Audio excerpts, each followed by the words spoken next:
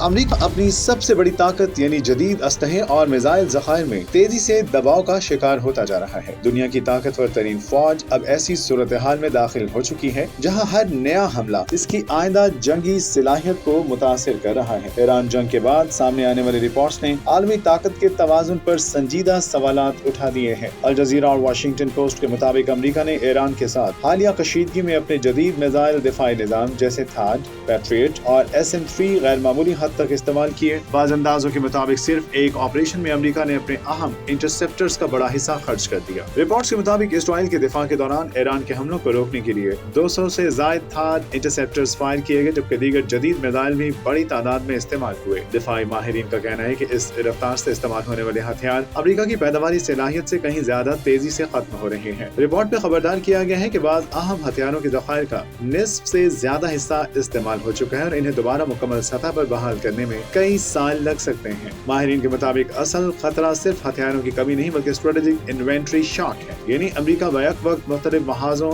Iran, Ukraine और Asia Pacific पर अपनी फौजी ताकत बरकरार रखने के दबाव में आ चुका है। रिपोर्ट ये भी बताती है कि अगरचे अमेरिका अपने मिसाइल प्रोडक्शन बढ़ाने की कोशिश कर रहा है, लेकिन जंगी अखराजात की रफ्तार इसकी सनती सलाहियत से कहीं ज्यादा हो चुकी है, जिससे हर नया तनाज़ा मुस्तकबिल की जंगी तैयारियों को मजीद मुतासिर कर सकता है।